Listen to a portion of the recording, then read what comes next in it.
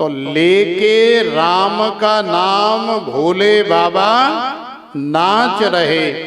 तो देखो हमारे भोले बाबा राम जी का नाम लेते रहते हैं और हमारे राम जी जो है हर हर महादेव कहते रहते हैं और हमारे कन्हैया भी जय भोले भंडारी या जय शिव शंकर भगवान की गाते रहते हैं।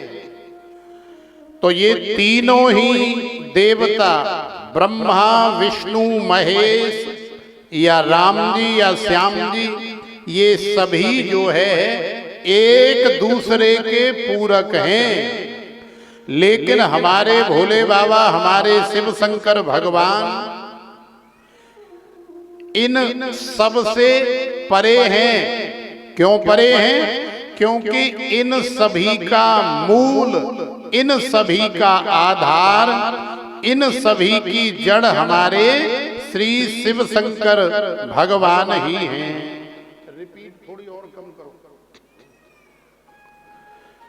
हमारे शिव शंकर भगवान ही इस ब्रह्मांड का मूल है, इस संपूर्ण त्रिलोकी की एकमात्र जड़ है।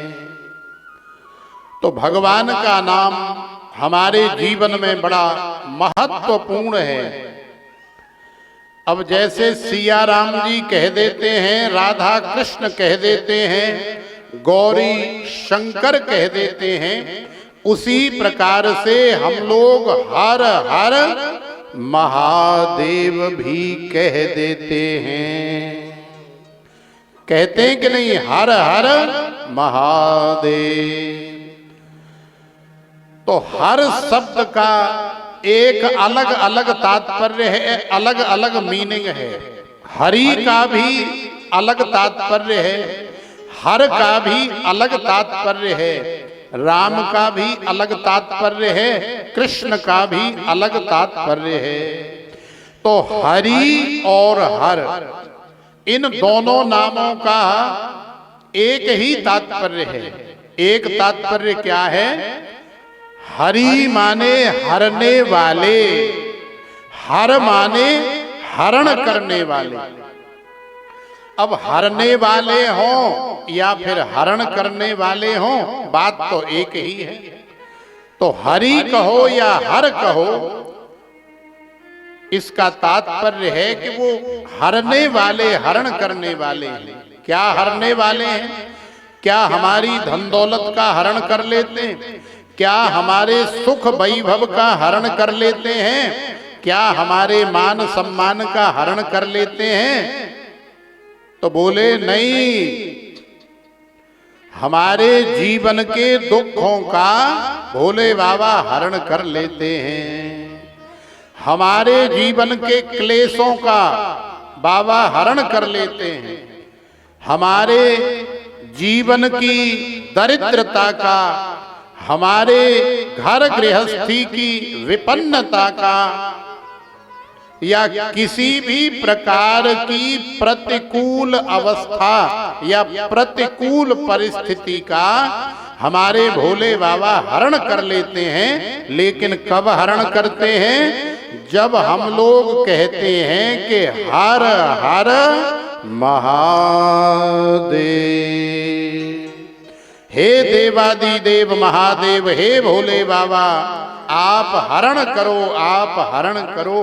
तो भोले बाबा जानते हैं कि मुझे इनका क्या क्या हरण करना है, क्या क्या इनसे चुराना है, खींचना है, क्या क्या हरना है।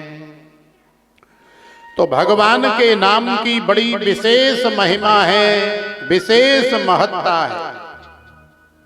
देखो, एक डाकू हुआ करता था और वो डाकू बड़ा खतरनाक था, बड़ा शातिर था। कोई भी माल लेकर के रास्ते में जा रहा हो तो महाराज उससे वो माल छुड़ा लेता था।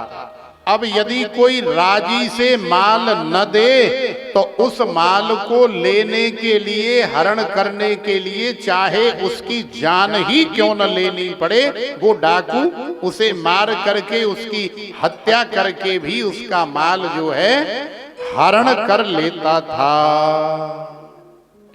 तो उस डाकू ने अपनी मंडली में एक कोड बनाया। देखो, ये जितने भी गलत काम करने वाले होते ना, इनका एक अलग कोड होता है, और वो कोड वो केवल ग्रुप वाले, मंडली वाले ही समझते हैं, दूसरा कोई नहीं समझता है। तो उस डाकू ने अपनी मंडली में एक कोड बनाया कि यदि मैं कह दूं कि हर हर, तो उसी समय जो भी जा रहा है और मैंने कह दिया कि हर, तो उसी समय उसे रोक करके और उसके पास जो कुछ भी है उसको छुड़ा लेना है, उसका हरण कर लेना है। अब वैसे तो महाराज वो डाकू कभी जीवन में भजन ध्यान पूजन करता नहीं था, संत सेवा, गौ सेवा, ब्राह्मण सेवा से उसको कोई लेना देना नहीं था। लेकिन शिव महापुराण की कथा में आता है कि अनजाने में, न चाहते हुए भी, चोरी करने के उद्देश्य से, हत्या करने के उद्देश्य से, जब वो डाकू दिन में 10-20 बार हर हर हर हर कहने लगा, और जब उसका अंत समय आया, तो अंत समय में यमराज के दूत पकड़ करके ले गए, नरक में डालने ही वाले थे, क्योंकि उसने जीवन में कभी कोई अच्छा काम किया ही नहीं था। इतनी देर में भगवान शिव के दूत आ गए। भगवान शिव के दूतों ने कहा कि अरे भले आदमी, इसने तो हमारे भोले बाबा का नाम लिया है। यमराज के दूतों ने कहा कि अरे महाराज, कैसी बात कर रहे हो? इस दुष्ट ने जीवन में न जाने कितनी हत्याएं की हैं, न जाने कितने लोगों को मार काट करके उनका धन हड़पा है, और आप कह रहे हैं कि इसने भगवान का नाम लिया। तो देखो, भोले बाबा के पार्षदों में और यमराज के दूतों में वाद विवाद हुआ, संवाद हुआ, और फिर भोले बाबा के पार्षदों ने चित्रगुप्त को बुला करके उसका बही खाता खोल करके दिखवाया। तो उसने जीवन में जो 100-200 बार भले ही हत्या करने के लिए सही, भले ही माल छुड़ाने के लिए सही, लेकिन उसके मुख से निकला कि हर हर हर हर, तो भैया ये हर हर हर हर उसके इतना काम आया कि जब धर्मराज जी को पता लगा, तो धर्मराज जी ने अपने दूतों से कहा, भैया ये सत्य कह रहे हैं, महापुरुषों ने भी कहा है, रामचरितमानस में भी आया है, श्रीमद् भागवत में अजामिल की कथा भी आई है। अजामिल ने भी अपने आप को यमराज के दूतों से बचाने के लिए अपने बेटा नारायण को ही तो बुलाया था। अरे बेटा नारायण मुझे बचा, अरे लाला नारायण, अरे छोरा नारायण, अरे भैया नारायण मोकू बचा, अरे भैया ये मेरे गले में फांसी का फंदा डाल करके मोकू मारवे के ताई ले करके जा रहे हैं, अरे भैया तू कहाँ है, अरे लाला मोकू बचा। तो 10-20 बार जब नारायण नारायण नारायण अजामिल के मुख से निकला, तो यमराज के दूत तो आए ही थे, लेकिन उन यमराज के दूतों को भगाने के लिए, उनसे अजामिल को छुड़ाने के लिए भगवान श्रीमन नारायण के पार्षद भी चले आए, और फिर बाद में अजामिली का कल्याण हुआ।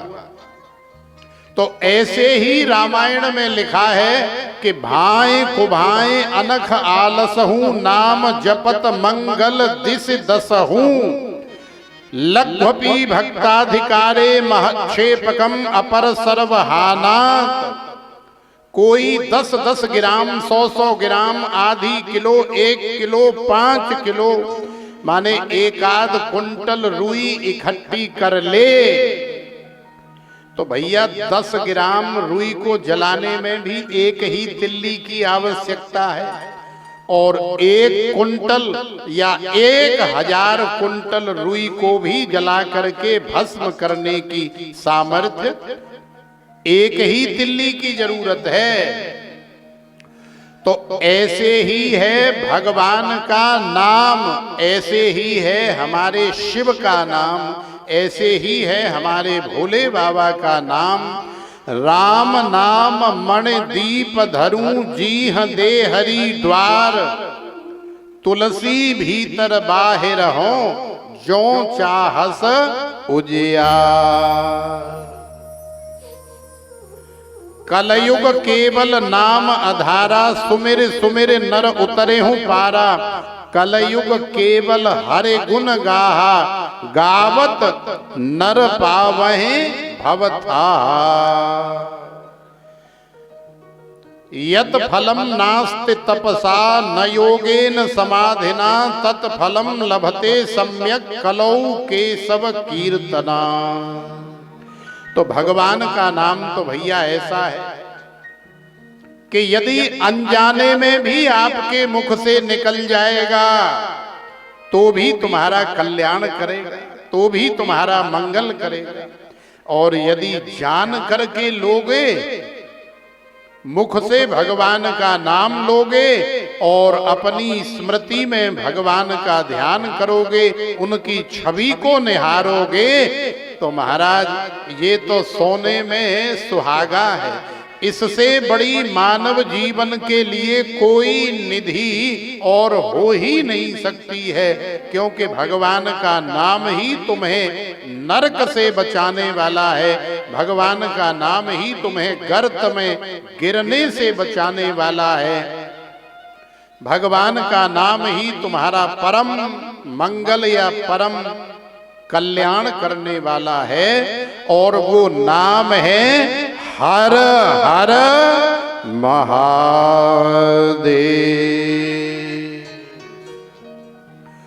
देखो श्री शिव महापुराण के महात्म में एक देवराज नाम के ब्राह्मण की कथा आती है। अब देवराज नाम का जो मीनिंग है, देवताओं का राजा, देवराज माने इंद्र।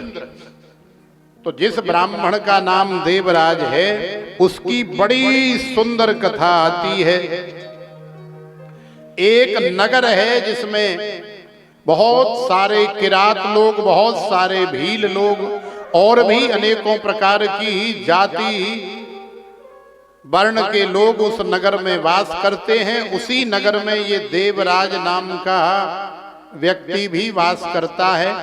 लेकिन देवराज कर्म से बड़ा ही नीच है, माने ये भी अनेकों प्रकार के गलत कार्य करता है। और भी उस नगर में जितने लोग हैं ज्यादातर सब लूटपाट वाले ही हैं, ज्यादातर सब चोर डकैत हत्या करने वाले ही हैं, झूठी अनेकों प्रकार की सौगंधें खाने वाले ही हैं। तो ये देवराज का एक काम था, काम ये है कि वो जूस की दुकान चलाता है, माने रस बेचने का कार्य करता है। और अपना रस बेचने के लिए उसे चाहे कितनी भी झूठी सौगंधें खानी पड़े, चाहे और कोई बहाना बनाना पड़े, किसी का माल हड़पने के लिए चाहे कोई भी कदम उठाना पड़े, वो उठाने से कदापि पीछे नहीं हटता है। तो इसी तरह से इसका जीवन यापन हो रहा है। और महाराज इसने अनेकों प्रकार की हत्याएं भी की हैं, धन के ही लोभ में आकर के। और कई जगह तो पाठ भेद से ऐसा भी प्रसंग आता है कि अपने माता पिता की भी हत्या इस देवराज नाम के व्यक्ति ने ही करी थी। क्यों करी थी? कि माता पिता मर जाएंगे तो जल्दी से जल्दी मेरा ही साम्राज्य होगा, और जब मेरा साम्राज्य होगा तो मैं अपनी मर्जी से जीऊंगा, रहूंगा, खाऊंगा, पीऊंगा, मौज करूंगा। लेकिन याद रखना चाहिए कि धन वैभव चाहे हमारे पास हो या ना हो, लेकिन हमारे जीवन में धर्म होना अति आवश्यक है। हमारे जीवन में दया का होना अति आवश्यक है। यदि केवल धन ही धन है और धर्म नहीं है तो भी हमारा जीवन ज्यादा लंबा चलने वाला नहीं है, वो जल्दी नष्ट हो जाएगा। जीवन हमारा तभी लंबा चलता है जब धन के साथ, अब वैसे तो सबसे पहले धर्म होना चाहिए, धर्म के साथ धन हो तो फिर कभी भी कोई गलत काम नहीं होता है। लेकिन धन के साथ भी धर्म रहेगा तो भी कहीं तक जीवन का मंगल होता रहेगा। और यदि जीवन में केवल अधर्म ही अधर्म भरा पड़ा है, जीवन में केवल छल कपट दंभ पाखंड ही भरा पड़ा है, तो महाराज गुजारा होने वाला नहीं है। इसलिए धर्म को भी हमें अपने जीवन में धारण करना चाहिए। और ब्राह्मण का तो महाराज परम कर्तव्य है कि हमारे जीवन में धर्म हो। लेकिन आजकल बहुत सारे ब्राह्मण शरीरधारी व्यक्ति भी धन के लोभ लालच में आकर के दुनिया की चकाचौंध के चक्कर में आकर के भटक जाते हैं, और वो भी भूल जाते हैं कि हमारा धर्म क्या है। श्रूयताम धर्म सर्वस्वम श्रुत्वा चैवावधार्यताम आत्मनः प्रतिकूलानि परेशान न समाचरे। महापुरुषों ने तो यहां तक कहा है, भगवान ने भी गीता में कहा है कि स्वधर्मे निधनम श्रेयः परधर्मो भयावह। माने हमने अपने जिस धर्म में जन्म लिया है, वो चाहे सनातन धर्म हो या हमारा हिंदू धर्म हो, तो हिंदू धर्म हमारे भारतवर्ष की संस्कृति है, धरोहर है।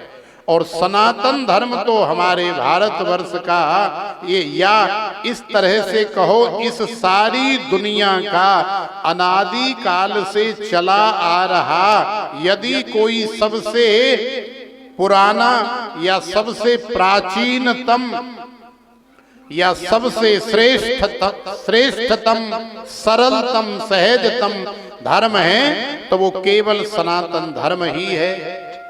तो जिसने जिस धर्म में जन्म लिया है उस धर्म के लिए यदि हमारा जीवन बलि चढ़ जाए, यदि हमारे प्राण भी चले जाएं तो भी महाराज कम है, हमें सद्गति की प्राप्ति होती है। इसलिए अपना धर्म हमें कभी भी नहीं त्यागना चाहिए। लेकिन आजकल लोग 2-2, 4-4 लाख रुपए में ही धर्म परिवर्तन करने में लगे हुए हैं। और पंजाब में तो महाराज गांव गांव ये काम बहुत जोर से चल रहा है। 2 लाख रुपए दे दो महाराज, तुरंत धर्म बदलवा लो, शादी करवा दो, एक कमरा बना करके दे दो, और फिर धर्म बदल करके 2, 4, 10 बच्चे करेंगे, फिर आगे आगे उनके शादी ब्याह होंगे, फिर आगे आगे उनके बच्चे होंगे। अब एक परिवार ने महाराज 20 परिवार बना करके खड़े कर दिए। इसी तरह से गांव गांव, अरे कई तो ऐसे गांव हैं कि जिस धर्म का हमारे देश में कोई नामो निशान नहीं हुआ करता था, कोई जानता तक नहीं था, आज कितने पंजाब के ऐसे गांव हो गए कि जिनमें महाराज 30-30, 40-40% दूसरे धर्मों में हमारे सनातन धर्मी, हमारे हिंदू बहन भाई कन्वर्ट होकर के चले गए। और उनके नाम पूछो, अब पिछली बार जब हम पंजाब में कथा करने आए थे तो जंडवाल में आए थे अभी दिसंबर में। तो जंडवाल में आप जानते ही हैं बहुत सारे हमारे हिंदू बहन भाई बदल गए। तो रास्ते में जहां हम रुके थे तो रोज तुर के ही आना जाना होता था, तो 10-20 रोज रास्ते में खड़े रहते थे। तो हमने एक दिन कहा भैया इतनी सुंदर बढ़िया कथा हो रही है और बड़ी अच्छी व्यवस्था है, तो आप लोग कथा सुनने के लिए नहीं आते? यहाँ तो हमें दिखाई देते हो, तुम्हारी शकल भी हमें अच्छी तरह से याद हो गई है, लेकिन कथा पंडाल में तुम लोग नजर नहीं आते हो, क्या बात है? तो बड़ी मुश्किल से जवाब दिया, बोले महाराज वो क्या है कि हम दूसरे धर्म वाले हैं। मैंने कहा अच्छा दूसरे धर्म वाले? मैं भाई दूसरा धर्म कौन सा आ गया? तुम्हारा नाम क्या है? तो बोला मदनलाल। दूसरे से पूछा तुम्हारा नाम क्या है? बोले मोहनलाल। मैंने कहा भाई मदनलाल, मोहनलाल, गोपाल, रामचंद्र, ये सब तो हमारे सनातन धर्मियों के, हमारे हिंदू बहन भाइयों के नाम होते हैं। तुम्हारा कौन सा धर्म है? बोले महाराज हमारा धर्म है क्रिश्चियन। मैंने कहा अच्छा तो तुम फिर विदेश से आए होंगे? बोले नहीं, हम यहीं पैदा हुए। तो भाई हमारे भारतवर्ष में तो ऐसी कोई संस्कृति या ऐसी कोई परंपरा या ऐसा कोई धर्म पहले नहीं था, लेकिन चूंकि हम लोगों के अंदर 2-2 पैसे का लोभ बस गया है, हमारी अनेकों प्रकार की ऐसी अनर्गल अनियंत्रित इच्छाएं और कामनाएं हो गई हैं कि हमारी यदि ये कामना पूरी हो जाए, यदि हमारी ये इच्छा पूरी हो जाए तो भाड़ में गया सनातन धर्म, कुआं में गया हिंदू धर्म, चूल्हे में गया ये धर्म। हमें महाराज कोई भी धर्म में ले जाओ, हम वही धर्म में चले जाएंगे, बस हमारा ये काम पूरा हो जाए, बस हमारी ये कामना पूरी हो जाए।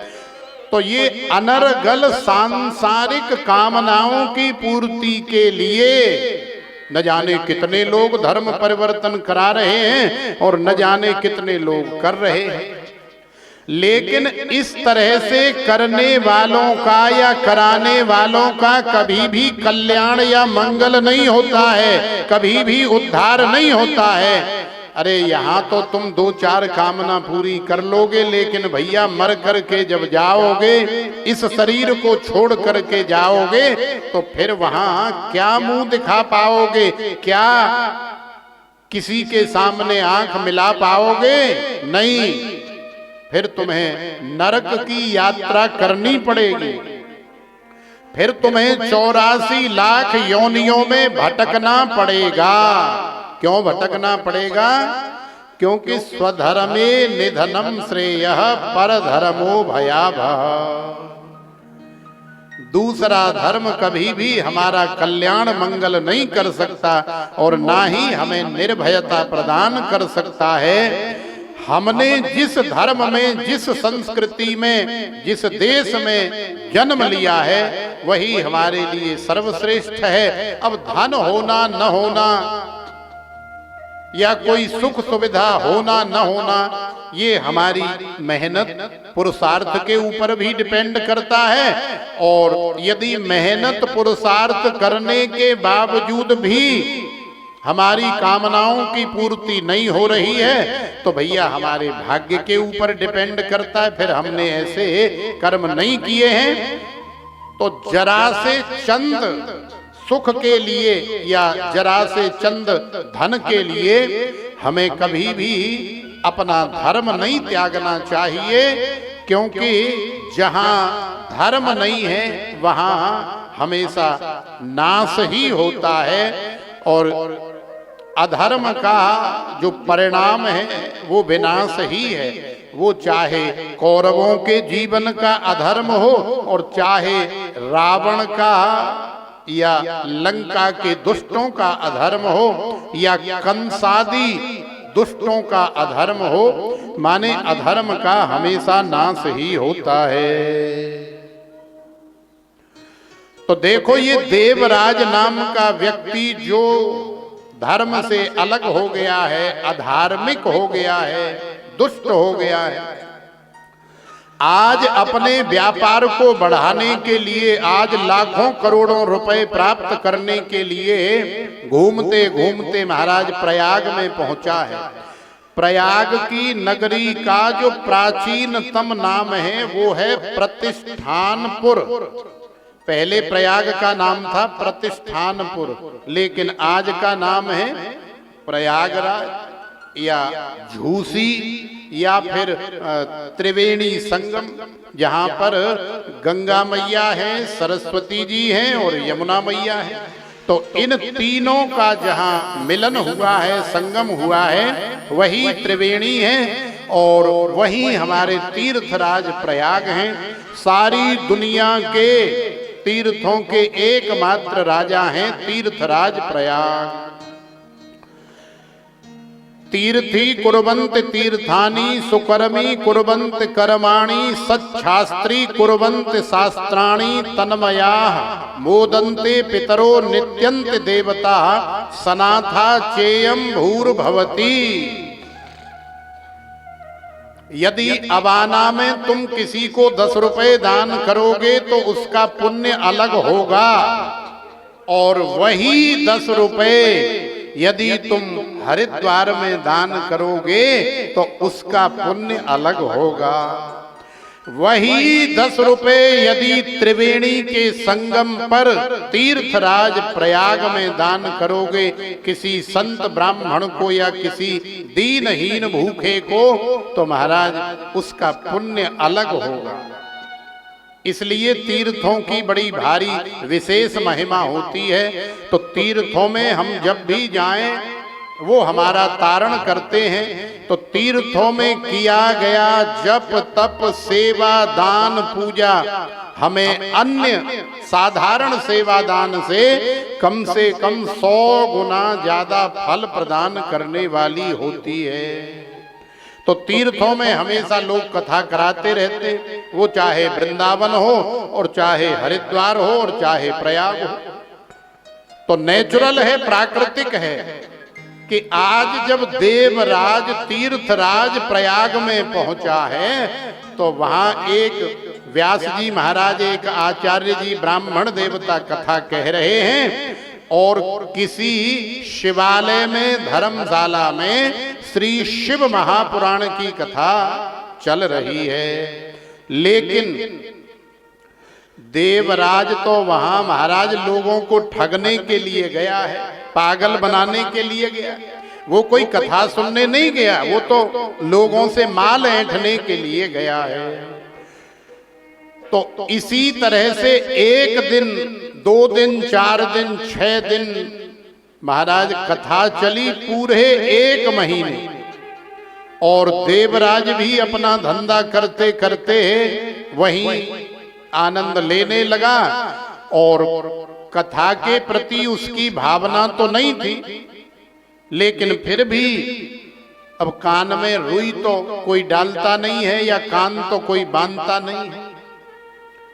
तो न चाहते हुए भी भगवान शिव की शिव कथा के जो शब्द थे व्यास जी के मुख से निकलने वाले, वो देवराज के कानों में जा रहे थे। अचानक से देवराज की तबीयत थोड़ी ढीली हो गई, बीमार हो गया, बुखार हो गया, और उसी बुखार में पड़े तीर्थराज प्रयाग में शिवालय के अंदर भगवान शिव की चलती हुई कथा के अंदर ही देवराज की मृत्यु हो गई, माने देवराज के प्राण छूट गए। संयोग से अब धर्मराज के दूत आए, दुष्ट तो है ही है, लेने के लिए आए और लेकर के चले गए। लेकिन चूंकि उसके कान में भगवान शिव की कथा के, शिव महापुराण की कथा के शब्द गए हैं, प्रविष्टः करणरंध्रेण स्वानाम भाव सरोरोहम, भगवान की कथा तुम्हें समझ में आए चाहे न आए, लेकिन श्रवण मंगलम श्रीमदाततम भुवि गृणन्ति ते भूरिदा जना। तुम्हारी समझ में आई या नहीं आई इससे कोई फर्क नहीं पड़ता है, तुम्हारे कान में गई तो महाराज वो तुम्हारा कल्याण करेगी, मंगल करेगी, क्यों नहीं करेगी। अग्नि को बालक छुए तो भी जलेगा, बूढ़ा छुए तो भी जलेगा, कोई जवान छुए तो भी जलेगा, कोई माता बहन छुए तो भी जलेगी, कोई पुरुष वर्ग छुए तो भी जलेगा। क्यों जलेगा? क्योंकि अग्नि का स्वभाव ही है जलाना। ऐसे भगवान की कथा का स्वभाव है जीव मात्र का कल्याण करना, लेकिन शर्त ये है कि भगवान की कथा हमारे कान में जानी चाहिए। वो जीवन में हम नहीं उतार पा रहे हैं या कथा सुनने के बाद हमें याद भी नहीं रहती है तो भी चलेगा, लेकिन कथा हमारे कान में अवश्य जानी चाहिए तो श्रवण मंगलम हो जाएगा। सुनने मात्र से ही हमारा कल्याण हो जाएगा।